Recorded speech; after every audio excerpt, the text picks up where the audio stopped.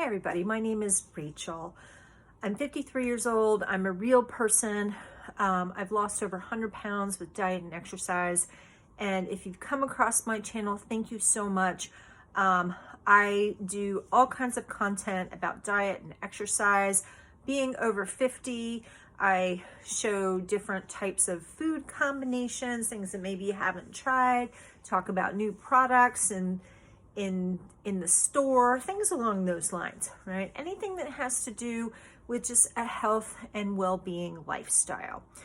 Today, I wanted to talk about how I knew that I was ready to come off of various diabetes medicines.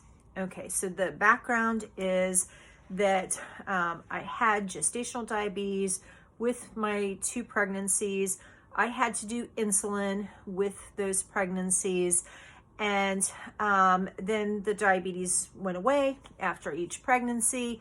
And when my youngest was about 3 years old, maybe 4, the diabetes came back.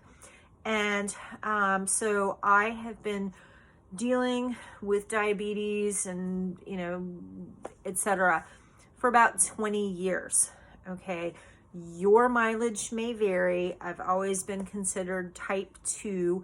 One time I had a doctor tell me that she considered me to be type 1.5, but let's not get into that. The point being is that lifestyle, my being overweight, my body just couldn't handle it, and it pushed me into diabetes. At one point, I was on 5 different diabetes medications, including injectable once a week type medications. So over the last 2 years, I have gone from being on 5 different medications to now being on 0. How did I do that? Well, I've been working really hard on diet and exercise. I've also been wearing a continuous glucose monitor. That has been helping me an incredible amount in figuring out how different foods affect me. I've also been using a product called Lumen to help me to learn better about my metabolism. I have all kinds of information about that on other videos that I have made. But specifically what I want to talk about is how did I know that I was ready to come off of medications? And the reality is that I knew often before my doctors knew. I don't blame them for that. They have been very conservative, and rightfully so, in either reducing my medication or taking me very slowly off of medication, where I've always been the one to kind of push the issue.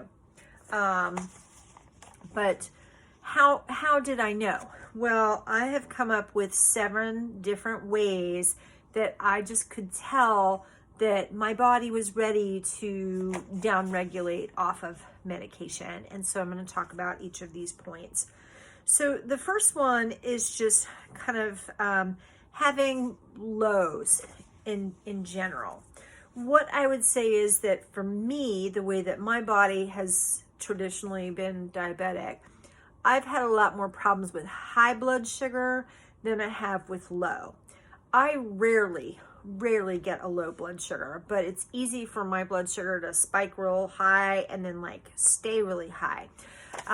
So when I started having a week, 2 weeks, or even longer, where either my blood sugars were really trending low, or, feeling shaky, feeling, just kind of like a low was coming, that sort of thing.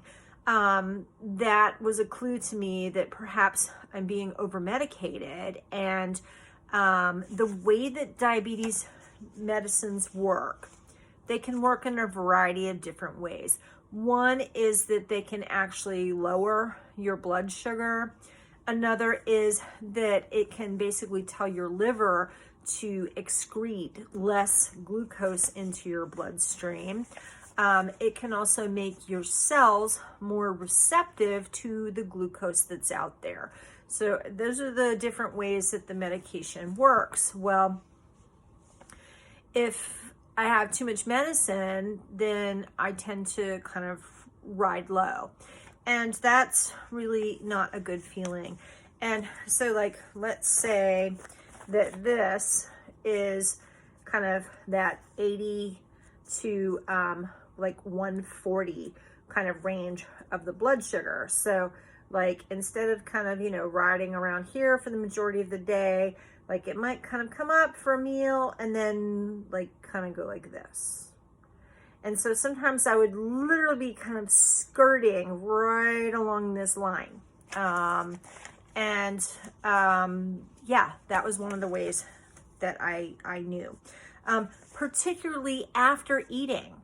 Like, let's say, so this is number 2. So let's say I ate a meal and there were some carbohydrates with it, and very quickly my blood sugar drops back down to like 80, 90, or perhaps even lower than that, where that shouldn't be happening. I should have, you know, a little gradual rise, and then that should kind of ride for a while and then just kind of gently sort of come down, where having lows pretty soon after meals, especially meals with carbohydrates, that's just another way that I knew that I was ready to come off of medicines. Number 3 is just this feeling like, and I call it chasing away the low, where no matter what I eat, I just still felt like I was really kind of riding that lower end, not feeling very comfortable. And so number 4 would be just sort of feeling off. Sometimes it's just even hard to describe what I mean, but it's the feeling off, having trouble falling asleep, having trouble waking up in the morning, feeling just like off, like if I was going to get a headache, or if I was just going to get sick, just kind of feeling off. So number 5 would be that where my blood sugar would affect my workouts or affect my ability to work out.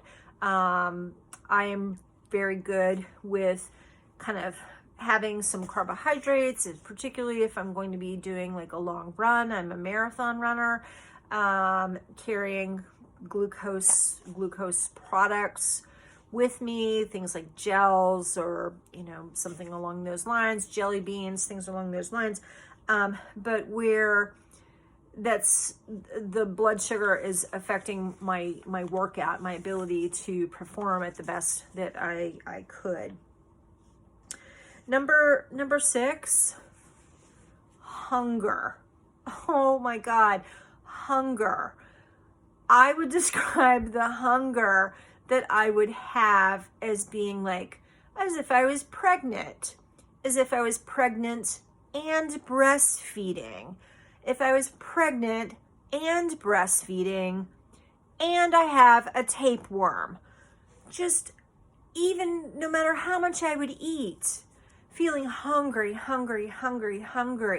waking up in the middle of the night, even if my blood sugar was normal, feeling hungry in the middle of the night. I've only experienced that when I was actually pregnant.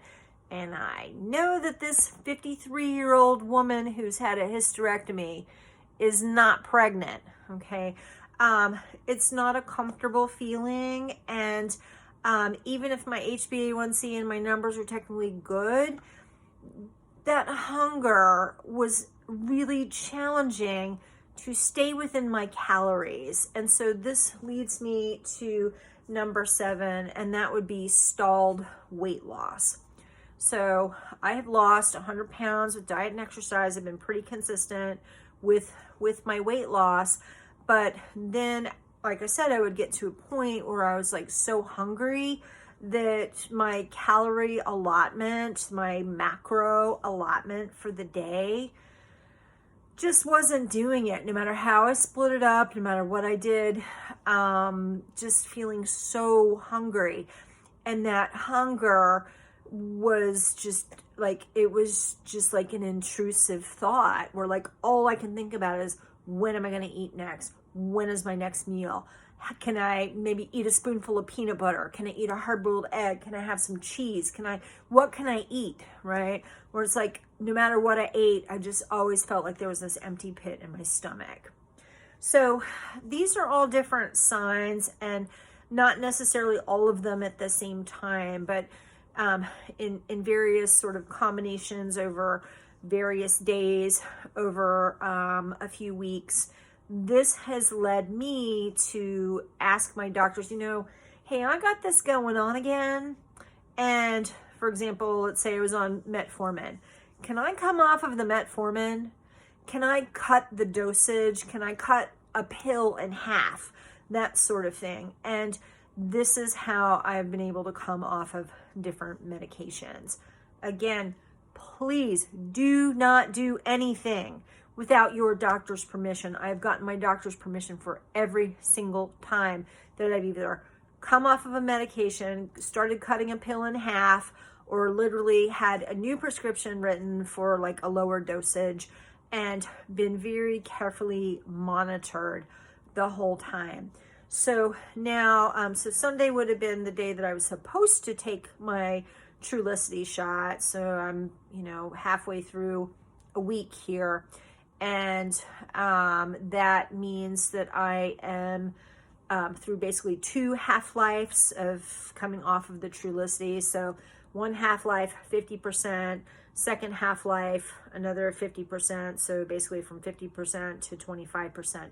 So I've got about 25% of the dosage of the Trulicity still in my body. And I don't have the crazy hunger. So it's just much easier for me to be on target. And guess what? My blood sugar is exactly the same as it was. So my average, according to my CGM, the CGM that I use the Freestyle Libre 2. It takes a reading every 2 minutes. And then at the, for 24 hours, it'll tell me, here's your average number for 24 hours. My average number for the last 90 days has been like 116. So it's like 116, 115, 116. My average number for the last 7 days has been like 114. So just really very consistent with the numbers, but I feel better. I'm sleeping better. I feel like I have more energy. And most important, I'm not chasing a low. I'm not being woken up in the middle of the night by, alarm saying, oh, your blood sugar is dropping low, anything along those lines. So work with your doctors. Really take your time to see how foods affect you, how exercise, how sleep, how stress affects you. And then once you know that information, use that information to help you make better choices. And am I perfect? No way. I'm not perfect. Sometimes I eat things I'm not supposed to. Sometimes I eat way too much food, or whatever. But the point being is that I think I'm a lot happier, and I feel like my body is really adjusting to not being on these medicines, because I think that I've beat the diabetes. So hopefully this information has been helpful for you. If it was, hit the like button. I'm thrilled to answer any questions that you might have about my experience. I'm not going to give you medical advice. You need to ask your doctor for medical advice. But I'm very happy to share my experience in more detail if you want to know it. So hit the like button, hit the subscribe button, and best of luck to you. Be well, be healthy, try to break a sweat every day, and enjoy your life. Thanks.